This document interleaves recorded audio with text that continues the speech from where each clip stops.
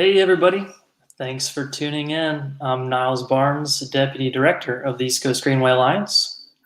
Today's program features exciting progress and updates from the New England, tri-state, and mid-Atlantic regions of the Greenway route. This 1,200-mile stretch includes some of the largest, most dense urban cities along the East Coast Greenway and stretches from the Canadian border in Maine all the way to Washington, D.C. A few housekeeping items before we get started. Yes, this virtual event is being recorded and will be available on our Facebook and YouTube channels. We'd encourage you to please share it with friends and colleagues. And second, we want to hear from you. Please type in your questions in the comment box, and we will be answering questions following the presentations. Our first presenter is Christine Keeney, based in Maine. Christine has a master's in urban and environmental policy and planning from Tufts University. And in her free time, you can catch her out skiing, biking, canoeing, sailing, surfing around the New England region. Our second presenter is Bruce Donald, based in Connecticut. Bruce leads our Greenway efforts in the 350-mile tri-state region of Connecticut, New York, and New Jersey. Bruce was appointed by the governor of Connecticut to chair Connecticut's Greenway Council, which is in charge of planning, stakeholders, and implementing and funding the statewide Greenway system. In 2016, Bruce was officially cited by the General Assembly as a regional force in bicycle and pedestrian advocacy. Our third presenter is Daniel Pascal, based in Philadelphia. Daniel leads Greenway efforts in Pennsylvania, Delaware, Maryland, and Washington, D.C. He has a master's in city and regional planning from the Pratt Institute of Architecture, and he has been instrumental in the Circuit Trails Coalition and is a leader in supporting inclusive and equitable trail planning efforts. As a reminder, please enter any questions you have for our presenters, and we will do our best to answer them at the end. If you're joining us live, you probably know all about the East Coast Greenway. But as a reminder, yes, during certain times of the year, you can cross-country ski here in Maine, and you can also hop on a train and bike in 70-degree weather in the Florida Keys. Building a 3,000-mile connected Greenway through cities is not super straightforward and easy, as you will hear in a few minutes. We are not following a simple playbook. But this is a truly grassroots effort, with local towns and cities and municipalities in the driver's seat, helping to envision, plan, design, construct, program, and maintain the Greenway. Now, one of the things the global coronavirus pandemic has demonstrated is that these are essential and transformative public spaces, and when planned and built correctly, are inclusive and equitable space, connecting people. Use has skyrocketed, as seen on this screen, and we are encouraged to see that growth. The more people that are biking and walking for transportation, the more progress we can make in addressing climate change and improving public health. Totaled together, existing East Coast Greenway segments are adding up to well over 50 million visits this year, making it the most popular and visited linear park in America. The updates you are about to hear from our enthusiastic, smart, and expert staff will hopefully inspire you to get involved in our work of building the Greenway. We will share a few of those opportunities following the presentations. Our regional coordinators wear many hats, as you will hear in just a few minutes. So without any further ado, I would like to hand the microphone to Christine Keeney. Thanks, Niles, and thank you everyone for joining us today. I'm pleased to be here with you all, and as Niles said, I'm coming from the great state of Maine. You can see a little map there in the background of Acadia National Park, and I'm here today to talk to you about trail development along the East Coast Greenway route in the states of Maine, New Hampshire, Massachusetts, and Rhode Island. As Niall said, I'm the New England coordinator, and you can feel free to reach out to me at any time, Christine with a K at greenway.com. And also consider following me on Instagram at @K Greenway to follow some of our progress in the weeks and months to come. So this map on the screen you're seeing right now is the East Coast Greenway route through New England. You can see Calais there at the top of your screen in Maine, and then all the way down to New York City that my colleague Bruce Donald's going to be talking about in a minute. In terms of our progress in all of these different states, Maine is 37% complete. Maine actually has 336 total miles that we're trying to construct into protected greenway. So it's a big state. We still got some gaps to fill there. New Hampshire, as you can see on the screen, is only 1% completed right now. But there's good news on the horizon there. 9.3 miles of trail is actually in design. And once that is completed, New Hampshire will be nearly 55% done. So from 1% to 55% in the next couple of years. So we're really excited about that. And in Massachusetts, they have been doing such a great job through their Mass Trails program. Their spine route in Massachusetts is 41% complete. And actually the complementary route, which includes the South Coast Bikeway and the Cape Cod Rail Trail, is actually 55% complete. So that's another great option for checking out the Greenway in Massachusetts. And in Rhode Island, the Greenway is actually 68% complete, almost 70%, which is really amazing. Rhode Island is a small state, 48 total miles, but almost 33 miles are already completed. So they're doing a great job there, and we've just got a few more key gaps to fill, and Rhode Island is going to be pretty close to done. Next slide.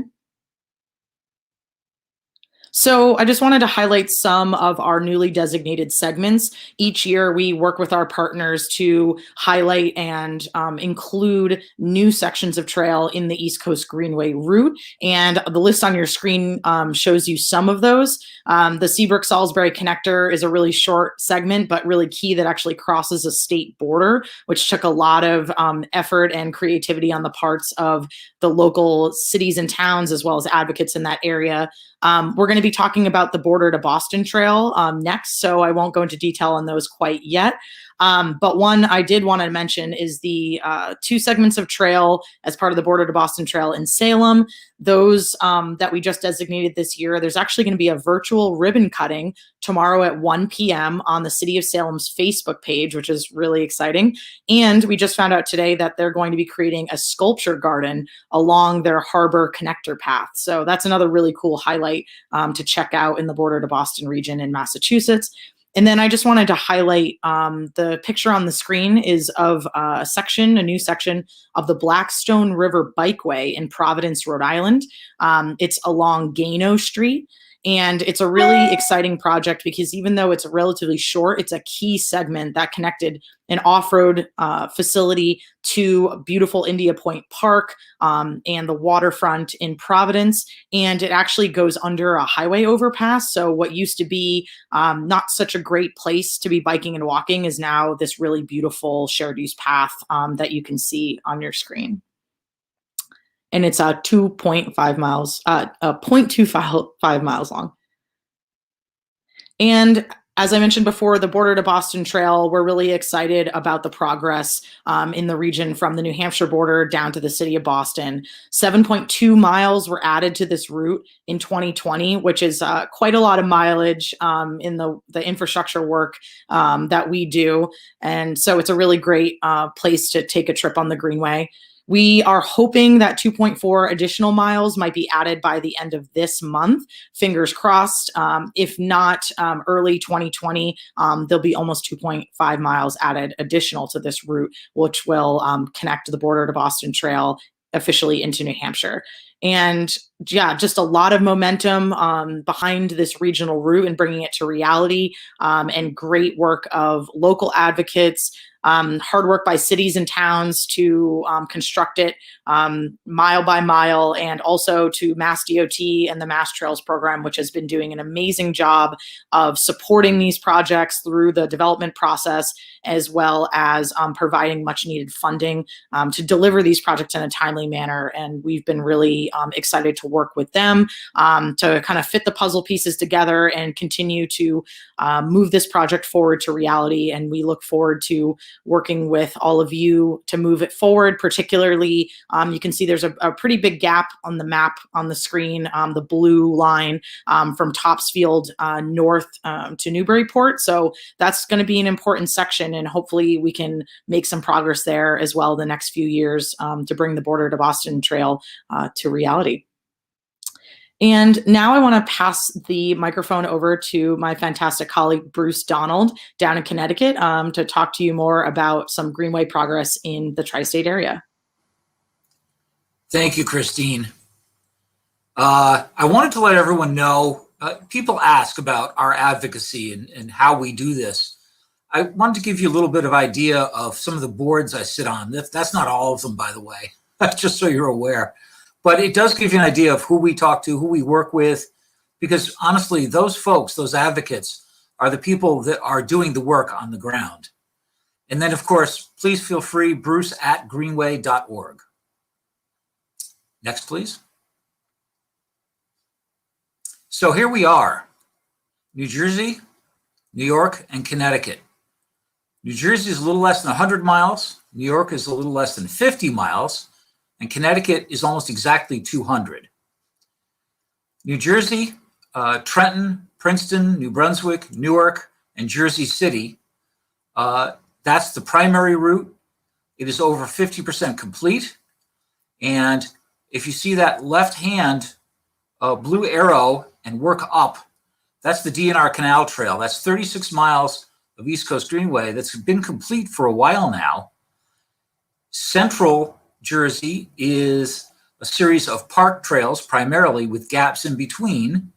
And then to the north, where the right arrow is in New Jersey, you see the Essex Hudson Greenway, which is really a brand new project that is moving ahead. It is estimated to cost about $180 million for that 13 miles.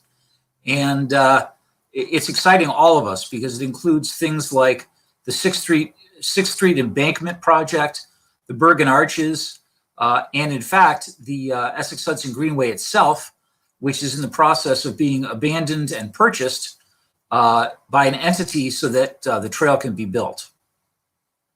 In New York, you see Manhattan, which has been done for quite a while. It's over 50% complete, the state. To the far right, the right-hand arrow, you see the Hutchinson River Parkway Trail. That, combined in Connecticut with the Merritt Parkway Trail, is that big, long piece in design right now that needs to be built. In Connecticut, you can see a whole lot of trail that's done, particularly from New Haven north and then east. We've got 52% complete in Connecticut right now of that 200 miles. And in either construction, finalized design, but all paid for, right? So this is all funded. There's a combination of 8 other projects that will bring the state to 62% complete by 2025-26. So there's a lot to be happy for in the region itself. Next slide, please. I'm going to be talking about the Airline Trail Crossings Project, which is ongoing right now, but I did want to mention some things that have happened. The Hartford Connector, 2 miles of Bloomfield, Connecticut was built, and that's important because that's going to change the route of the East Coast Greenway once again in Connecticut.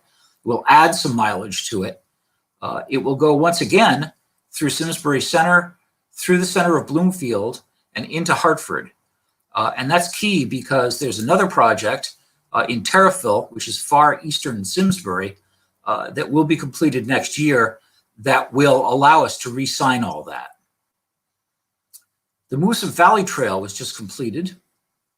Not all of it, of course, but a piece in Sterling, Connecticut, going over into Coventry, Rhode Island. And that's a picture of it on your right. Lovely, wide stone dust trail. And then the Hot River Trail, 2 large, very interesting bridge projects and a whole bunch of trail in Bolton going toward Willimantic. In New York, we're going to, in the next meeting of the Greenways Council, introduce a relatively small piece, but an important gap in the Bronx River Greenway, East Tremont Street up to 180th Street, about 0.2 of a mile, but it's a true oasis in the center of New York, and it's really quite beautiful. And then in New Jersey, late last year, we did Edison and Rahway River Parks, a couple of segments there, and importantly, a really beautiful piece right along the riverfront in Newark. So there's a lot going on, and there's more than that, of course, but I just picked those.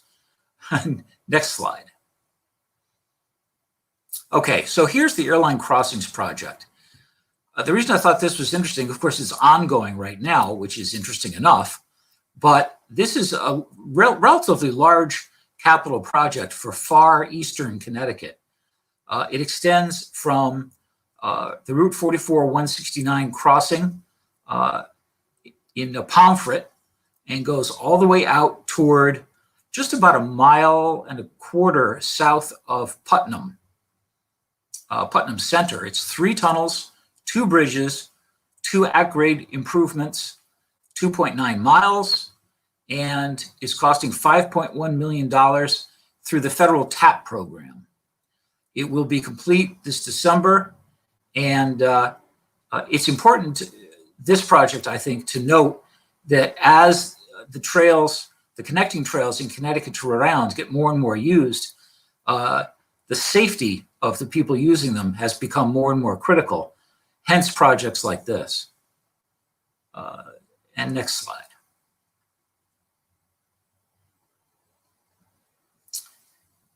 So I'll talk about the right first. There's one of the tunnels completed. That was completed a few weeks ago now. That's Holmes Road. And that's what those tunnels look like. They're actually prefabbed conduits that they're put in place, and then the road is rebuilt over them. And to the left, there's that bridge I talked about at Pomfret Station. That literally was placed there a week ago. So this is this is how quickly this is getting done. It'll be decked starting this week into next, and this project should be complete by the end of December. So I think that these types of projects in particular, where safety is paramount, so you see those 2 buttresses there, people were riding their bikes across that pretty well, heavily used road. And anytime we can do this, you know, I don't know whether we're saving lives, but we're certainly providing safety and lessening barriers to entry on the trail. So that's it for me. I want to introduce Daniel to you all. He does a fabulous job out of Philadelphia. And take it away, Daniel. Thanks, Bruce. Appreciate it. So I am the Mid-Atlantic Regional Coordinator for the East Coast Greenway Alliance, and I'm based in Philadelphia. It's me on the Torrey C. Brown NCR Rail Trail north of Baltimore. You can find me on Instagram and Twitter. Really excited to work in this corridor. It's where I grew up, kind of traversing I-95, Amtrak, Megabus, Bolt Bus. So it's cool to see it on the ground and actually see what it looks like to walk and bike and help create that opportunity to other folks. So getting into the trail segments, next slide, please. A lot of trails are on the ground in the region, which is really great. The solid lines you can see are completed. The dotted are where we have some gaps that we're working on. So in the Philadelphia region, greater Philly area, in the Northeast there, you have 2 trails actually on either side of the Delaware River coming from Trenton down to Philadelphia. And we actually had some great momentum on the New Jersey side recently. There's about 5 miles of trail built just south of Bordentown, in the Roebling area, Crystal Park. So if folks are in that area familiar with that, they should definitely go check that out. It's exciting to see sort of both sides of the river, almost friendly competition, lead to more trails getting built. And in that region, it's part of the greater Circuit Trails network. And that expands with connections down to Delaware. Again, more solid lines down there, Both Pennsylvania and Delaware have about 25 miles each of trail on the ground. Pennsylvania is nearing 50%. Delaware is it's a quicker route across the state. So they're actually around 2/3. We're hoping that to push them to be the first state to complete the Greenway, true to their namesake. The Jack Markell Trail is a really incredible trail that just opened up a couple years ago over wetlands just south of Wilmington. Definitely recommend folks checking out that. It's also really close to the Amtrak station, easy walk from downtown Wilmington. There's a little bit of a gap in Northeast Maryland. It's a bit more rural there. The conditions are definitely tougher. Folks know the topography. It gets really hilly, but there's a lot of momentum on the ground to get some trails in planning. We're working with local county government, planning offices, but also a lot of advocates in the area who enjoy biking, some of which, are excited to bike, but only on trails. They don't want to be on roads with cars. So, we're trying to present this as not just an opportunity for recreation, but a way to, bring people into these downtowns of a lot of these small towns like Havre de Grace there on the Susquehanna River. Gorgeous town, but a lot of people pass by it on 95. With a trail, you're going to stop in and get lunch. So we want these, again, the trails are connecting people into these places. And then you can see the rest of Maryland actually is doing really well, from Baltimore through Annapolis to DC. This is mega region that's had a lot of momentum recently. The state as a whole is around 40% complete, but this is closer to 50%. You can see some of those long trails like the B&A, number 16 there, an old railroad corridor converted to a rail trail. There's a number of river trails that we'll get into.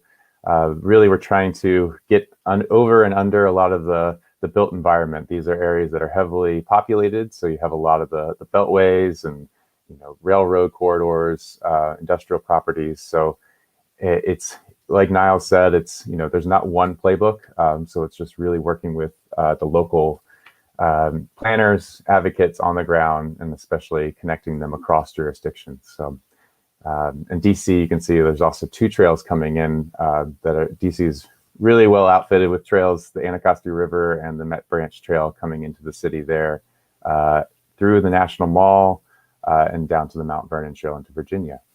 So they're also getting close to being finished, which is super exciting. Next slide, please.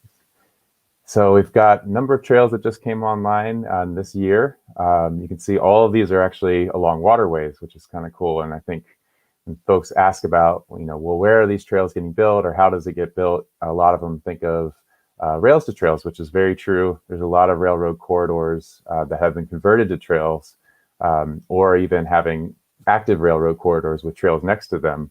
But in a lot of places, it's also along waterways. So in the city of Philadelphia, both the Delaware River on the northeast side of the city and the Cobbs Creek on the southwest side of the city form the borders of the city and have trails being built in phases along them. And there are 2 new segments that were completed this year. Penn Treaty Park in Northeast Philly, or actually Fishtown, in Greater Center City, and then Cobbs Creek on the southwest side of the city. The Jones Falls is another one of these. That's what's in the picture there. Gorgeous new segment of trail in the northern part of the city, approaching the city limits, getting close to Baltimore County to the north. This is a beautiful boardwalk. There's a bridge over a highway that's less than pleasant to cross at grade, so it gives nice, easy passage over top of it. We're trying to, advocate these as not only, a way to get out into the nature that's around folks, but also a way to get to work, a way to, take your bike or, go for a walk on the shorter trips so that you have more options and you don't have to get into your car for every trip that you're taking. And then in DC, you can see Peace Street Cycle Track doesn't sound like a trail, but really we are advocating for separated bicycle facilities. So these bike lanes that have, a physical divider between traffic and where you're able to bike. So it's more family friendly. All ages and abilities can use that, and being next to a sidewalk as well. So folks can also, walk and jog on that at the same time. So that's getting into areas where we have more constrained environments and we use road right of way. So railroads waterways, but also roads, are all fair game for trying to find, any passage we can to create safe travel and recreation for folks. Next slide. So I wanted to follow up with the Jones Falls Trail that you saw the photo on. This is kind of where it lands in the greater Maryland, greater Baltimore region, that it's, a part of so many of these trails that are coming together that are locally known, but over time, as they get connected together along the East Coast Greenway, become part of this longer connected network. So we have 2 miles that were added this year to the Jones Falls. That's phase 5. That is many years in the making, multiple decades. So tribute to, the advocates before me in Baltimore City, in City of Baltimore, with Bike More, Rails to Trails Conservancy, but a lot of East Coast Greenway ambassadors and advocates before me as well, working with the City of Baltimore to get funding for that. Federal funding was instrumental in getting a lot of that built, and it follows the Jones Falls down into the inner harbor of downtown Baltimore, connecting, the spine of a greater network that they have, the Baltimore Greenway Trails Network, that they're working on. A great study came out recently, actually, about the economic benefits of connecting these trails through neighborhoods of all socioeconomic levels, really stitching together, basically neighborhood to neighborhood across barriers like highways and, these former infrastructure pieces that have divided people for a long time. So that's a really important part of all of this work. And then zooming out a little bit, Baltimore is almost complete, but you can see just north and just south of it, there are some major gaps. So having that segment of trail really adds momentum and sort of motivation to the counties that surround to get those gaps completed up to the rail trail to the north, which actually continues further to Pennsylvania and York. But we head east to Delaware, but also going south to BWI, the airport, which actually has a loop of trail. We just hit one part of it. So all of those actually have some trails in planning, in some stage of planning. There's actually new funding that was awarded in the last year to the gaps between the Middle Branch and the BWI. So look for more news around that. The South Shore Trail, if you go further south, as part of this leg down to Annapolis, that just got awarded funding for phase 2. That's an old rail corridor, a beautiful segment of trail. It's in development. And then getting down to DC, again, you have that beltway around, but the Anacostia River tributary trails are well known, and there's a lot of momentum in Prince George's County to really push on these connections. There's a number that can connect a set of metro stations to the trails. So again, that they're transportation, and recreation. And finally, those 3 acronyms in that last bullet, these are, this is just the line for the East Coast Greenway, but what you don't see are the greater network, the spider webs, the Baltimore Greenway Trails Network, the Anne Arundel Trail Network in the Annapolis region, and then the Capital Trails Coalitions Network in the DC region. So we are a part of a much larger sort of network, and we're really hoping that can anchor it and add more momentum, add more weight to all the advocates that are either along our corridor or a couple miles out, that it's all kind of coming together as part of this Greenway effort. So I will pass it back to Niles. Awesome. Well, thank you, Daniel and Bruce and Christine. Hearing some applause come through and questions also coming in through the comments. So please enter in your questions and our staff will answer them. So greenways are essential, they are equitable, and they are transformative. And with your help, we want to finish the East Coast Greenway in the coming years.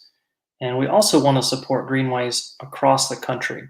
And that's the vision behind Greenway Stimulus.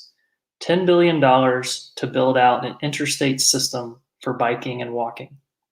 And what we know is that people in urban, suburban, and rural settings all want better transportation and recreation infrastructure for their communities. You can learn more about the Greenway Stimulus and get involved at greenwaystimulus.org. Cheesecake to cheesesteak. Who else is ready to bike and eat their way from New York City to Philadelphia in 2021? I know I am. Sign up today and join us. We are going to have a virtual ride option and training rides ready to help get you ready. New York City to Philadelphia, it's an inaugural ride that we will have next summer. There are a lot of ways to stay connected to the Greenway online, and if you're looking for uplifting and inspiring content that brings people together, check us out on social media. Believe it or not, there are some people that have still never heard of the East Coast Greenway. So we encourage and help and appreciate all the help in spreading the word and recruiting more Greenway ambassadors. And before we get to the questions, I just want to finally put out a call to please support our work. As you've heard, our Greenway coordinators wear many hats, and it's an enormous undertaking to go from an envisioned trail to completed, constructed ribbon cutting. Many steps along the way, and our staff play an important role in getting the public funding to support the build out of the trail. We appreciate any amount that you can contribute and know that your dollar goes a long way. We put donations directly into the work of getting more Greenway complete and on the ground. And thanks to a generous donor, we do have a match of $20,000, so your gift is doubled. And we're currently halfway to reaching the $20,000 match. So please give today. And with that, we will answer some questions. So questions are coming in. And the first one that we'll ask is Ricky Bernstein's writing in from New York City, has a question about the Bronx River Greenway. The Bronx River Greenway has some gaps, especially once you get to the Bruckner Expressway. What's the status of the protected pathway connecting Concrete Park to Randall's Island? We desperately need protected Greenway, as Southern Boulevard always has double parked cars and trucks. And this will be a great question for Bruce to answer. And I just wanted to mention that some good news is Mitchell Silver, who's a commissioner of New York City Parks and Rec, has recently joined the East Coast Greenway Advisory Board, which is a great addition to have his support. But Bruce, do you want to provide an update on what's happening in the Bronx? Yeah, I certainly can. In fact, funny you mentioned it. I was just last week, I had a long conversation with the Bronx River Alliance about some of these projects. So Concrete Park going north, that's what they're calling Starlight 1 and Starlight 2. The bridge has been built going across, but they have two problems with that. Well, first of all, they haven't repaved that big long piece, but also they've got a problem with the at-grade crossing of the railroad that needs to be completed there. So they seem to think that toward the end of next year, a big piece of that will already be built. Now, going across the avenue, that's a different kettle of fish. That is at New York City DOT. My understanding with that project is that's more like 2 years away. But there is finally some movement there, and I'm glad you asked the question, because a lot of this stuff was supposed to be done 2-3 years ago, and it's just taken a long time. Part of that has been they've had to cobble together funding for this. When this was initially proposed, it was X amount of dollars. Well, now it's Y amount of dollars, and so they've had a real problem trying to get the money together. But they've been very successful on that. And by the way, if you want more, a lot more data, get in touch with me. I'll be happy to talk to you. Thanks, Bruce. We've got another question about Philadelphia. So this one will be for Daniel. And it's a question about what's the status of the bridge along the Schuylkill River connecting to Bartram's Garden? Yeah, so it was delayed a little bit. It was supposed to open at the end of this year, but it's not delayed too long. It is projected for spring, maybe summer of 2021. So definitely come back if you don't live in Philly, or just check it out as it's getting built. If you do, you can see some really cool views of the different parts of it being brought in. This is actually a swing bridge, so it's pretty atypical for a bike and pedestrian bridge. They have it on an existing basically pillar that they're going to make it basically able to swing open as needed. Doesn't happen too often during the year, so thankfully riders won't get delayed too much, but it is kind of a cool project, very unique. So look for that next year. Thanks, Daniel. Got another question that I think will be good for Christine. So this is Maria in Miami, Florida, who notes that the underline is also part of the East Coast Greenway. But her question is about statewide trail coalition efforts. How do they work? Where have we seen success? And Christine, I know you have some very recent experience with that up in Maine. Yeah, no, happy to answer that. Yeah, I would say that kind of statewide trail efforts, they really do vary by state because there's different needs in each state. There's different resources, things like that, different challenges. So, but I can, as Niall said, give you an example. In Maine, Maine is a very large state for those of you who aren't familiar with it, and there's very different regions, different resources in the different regions and that sort of thing. And but one common challenge that a lot of us that are trying to do trail development work have is actually with rail trails or with rail corridors. So basically, there are a lot of rail corridors that haven't been in use, in some cases for decades, some cases 40, 50 years. And even though there hasn't been any use, we still have a policy in Maine where it is almost impossible to convert those tracks, even if they're already state-owned, to be rail trails. And so one of the things that basically a few of the trail groups and advocates realize is a lot of us have a common problem. So why don't we, instead of trying to, pick away at it, trail by trail or community by community, is why don't we all band together and kind of try to address this common challenge together? And we formed what's called the Maine Trails Coalition, maintrailscoalition.org, if anyone wants to check it out. And one of the things that we recently have been having some success with is we actually put together a rail trail plan. It's called the Maine Rail Trail Plan 2020 to 2030. It's basically a vision for building out a connected rail trail network across the state over the next decade or so. And with that, what we did was we actually did all of the legwork to do the inventory. We inventoried every rail trail in the entire state. We mapped them out. We looked at the proposed and also some exploratory projects.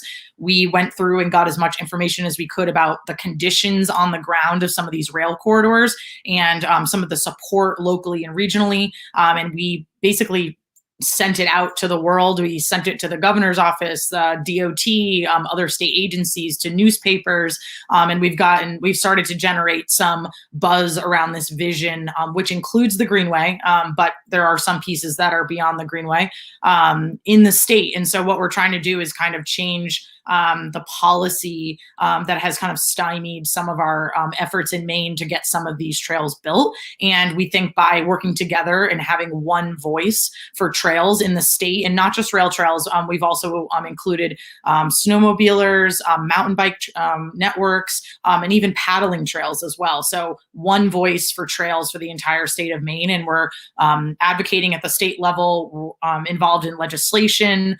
We're trying to figure out ways that we can increase collaboration across agencies at the state level, and then also advocate for additional funding and in order to move projects more quickly through project development and not have some of these take decades to complete. So we're still in the process of that, but it's been a really great experience in having people work together all towards one goal. And we're hoping if we all push in the same direction, that we'll have some success. So if you're joining us from Maine, please visit maintrailscoalition.org and please consider following us on social media and supporting our efforts. Thanks. Awesome. We've got another question from Dave Reed. And Dave actually just made a donation. Thank you. This is a question for Bruce or Daniel. I've heard some really good news about the Essex County Greenway in northern New Jersey. What's the status? Aha. Well, Dave, that's kind of a 3-beer answer. How's that? It's confusing sometimes, but I will say this: the Essex Hudson Greenway, which is essentially the western part of Jersey City into the middle of Montclair, is in the process of final abandonment with the Surface Transportation Board, the Federal Surface Transportation Board, and is going to be purchased by a private entity, eventually to be moved over into governmental ownership. That is 8.6 miles of the total 13 that would get you all the way from Jersey City into Newark. That's a huge deal. And then the other thing that's important is, of that, there is something called the 6th Street Embankment Harsimus branch, which has been in litigation ever since Conrail, it depends on who you talk to, but ever since Conrail fraudulently sold it before it had been abandoned for 15 years now. It's been, and finally, there's an MOU that's going to be announced very shortly that will drop all of the lawsuits. There is a purchaser of this whole embankment, and this thing is going to far surpass the High Line in Manhattan. I've seen some initial designs. It is going to be quite amazing. So that's just a highlight of that project, but there's an enormous amount going on. I would also say, hold on to your hat, but current estimates for that project area, the corridor, something less than 200 million, 180 million maybe. So this is a big deal for the area. So thanks, Bruce. We got a question here about how quickly, this is from Dan Hall, how quickly is the map on the website updated as construction projects are completed? Wonderful resource. Daniel, you want to answer this one? Sure. Yeah, this is we try to update it as much as we can and as rapidly as we can. There are obviously lots of things that change on a day-to-day basis, whether that's construction detours or weather. A lot of times, if there's a big storm, parts of trail can get washed out. We might not know about it until someone tells us about it because we're covering hundreds of miles. We're not able to travel and see them at all times. But in terms of the actual trails getting built, we try to make an update, at least every month, if not more often. And then it's also important to note that the travel route on map.greenway.org shows the trails and on-road pieces. Some of those on-road pieces can be very stressful because a lot of times we're faced with a choice between a really stressful road or a slightly less really stressful road. So I would definitely recommend using other resources in tandem with our map. So looking at Google Street View to check out what the conditions look like on those on-road pieces, because those can be pretty dangerous sometimes. And so we just want to advocate for safety at all costs. And then also to mention that some of the trails that get built, might be on a railroad spur that goes and doesn't connect to anything yet. So we can't actually put those on our route until it's connecting to, a street or the next trail. So that's the other caveat, that those will have more information on our state pages, but also if you hear about one or see one listed, definitely reach out to us with that contact information on the state pages. Thanks, Daniel. We've got a question from Robert in Canada that I think will be great for Christine. This is about getting support for their efforts in New Brunswick and connecting up the Trans-Canada Great Trail and how we can partner up more to build momentum. So Christine, you want to talk about how we're working with the Great Trail? Yeah, I would be happy to. Very exciting to be working on making not only trail connections between cities and towns and across state lines, but now internationally. The Greenway is hopefully going international with connections to what's called the Coastal Link Trail. This is a trail project that the province of New Brunswick is working on, creating a trail connection to Calais, which is where the Greenway starts, and then continuing their trail east towards Nova Scotia, and where it will connect with the Great Trail. And if you don't know the Great Trail in Canada, it's actually the artist formerly known as the Trans-Canada Trail, which I think a lot of people are familiar with. And the Great Trail actually extends all the way from Nova Scotia all the way to British Columbia. So the Greenway, provides a great resource on the East Coast. But now in the near future, we'll also have the option of connecting beyond and going into Canada. And at that point, the sky's the limit in terms of how far you want to take the Great Trail, east or west. In terms of how we're working together, we actually are in relatively frequent contact with folks up in New Brunswick that are working on the Coastal Link Trail. We have worked with them as they've been developing their mission in terms of, is the Coastal Link Trail going to be the goal being entirely off-road, or is it going to be a combination on-road and off-road? So we've worked with them to kind of think about that and how they're going to actually develop their trail and their route. We've also worked with them as they're developing their signage plans and thinking about how they're going to basically direct people along the trail, how they're going to direct people to other destinations off the trail, and then also what the actual junction is going to look like in Calais and on the other side of the Canadian border to direct people to the Greenway and then to the Coastal Link Trail. So we are totally open to partnering more in the future on this effort. We're really excited about it.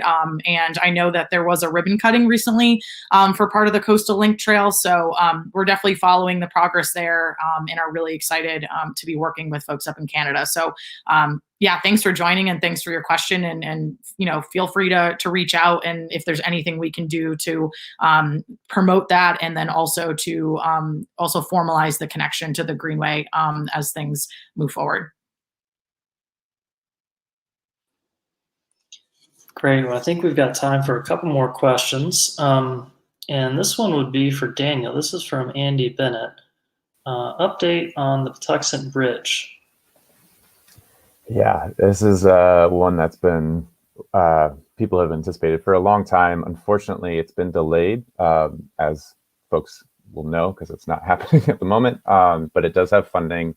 The delay is in the coordination, the planning, and this is actually crossing two different jurisdictions. So it's going from this is between Bowie and actually basically Baltimore and DC. This is a major connector, the WB&A rail trail. It connects from Anne Arundel County into Prince George's. The latest I heard, unfortunately, is that construction got pushed back well into 2021. It might even be as late as fall, which is super frustrating because I know this was supposed to start construction this year. This happens a lot, unfortunately. It's not, uncommon, especially when it involves multiple jurisdictions. So honestly, I will join the bicycle advocates for Annapolis and Anne Arundel County in pushing folks who live in that area to advocate to your local elected representative, let them know that you're concerned about the delays. This has funding that should be put towards it, and that, you want to see it accelerated. So that's a lot of times, what we have to do is just, keep pushing on this, make sure that the folks that at the top hear that these trails are critical, and that, people aren't just going to forget about them if they don't happen. We want this, to be built because this is a really important connector. It would connect two different trails that are about 6 or 7 miles each and make it, 13, 14 mile trail. That's a lot all in one connection. Thank you. All right. Well, we're coming up on the hour, so I think we're going to do one more question. It came in from Sylvia in New Jersey, who just made a donation. Thank you, Sylvia. And I think let's do this as a round robin, each of us. What sections or section should we watch out for next year? What section are you most excited in your region, or do you just want to give a shout out to for people to keep an eye out? Bruce, do you want to go first? Sure. So many of you will be familiar with the Farmington Canal Heritage Trail in Connecticut. That trail is 84 miles long. It goes from New Haven to Northampton, Massachusetts. We use 47 miles of it for the East Coast Greenway, but that 47 miles is all in process right now. Just got off the phone with Connecticut DOT this morning. The last gap in that trail, which is Plainville, Connecticut, is at 30% design. And even Niles doesn't know that, and Niles knows everything. So this is really cool. I mean, this project is going to be completed in 2025. Now, in fairness, 34 years it took, but still pretty amazing. Christine, how about you? What should folks look out for in 2021? Well, as a trail nerd myself, it's hard to pick one because there's so many exciting projects. And I had already mentioned the 2.3 mile Salisbury Rail Trail in Massachusetts that we're hoping might open in December, but if it doesn't, early 2021, that's going to be a really exciting one that connects Massachusetts into New Hampshire.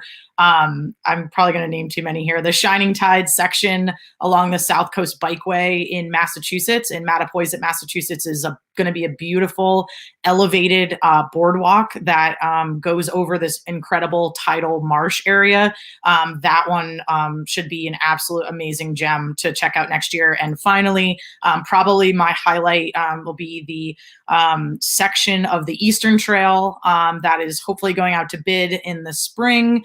This is an absolutely key section because right now the Eastern Trail is kind of dead ends in Scarborough, and then there's a gap from Scarborough to South Portland, and then the South Portland Greenbelt picks up again. So when this really key gap known as Close the Gap to people in Maine, once that trail is done, you'll be able to be completely off-road from Saco all the way to South Portland. And then at that point, you can get over to Portland either on the Casco Bay Bridge or using a water taxi. So Portland to Saco is coming online here pretty soon. There's a short gap in Saco Biddeford, and then the trail continues down to Kennebunk. So for all intents and purposes, Kennebunk to Portland is looking pretty good for 2021. And if you've ever driven on I-95 in Maine, you've probably seen the iconic Eastern Trail, East Coast Greenway Bridge over the highway in Kennebunk, and that's the trail we're talking about. So big gap's going to be filled there pretty soon. So we're excited about that.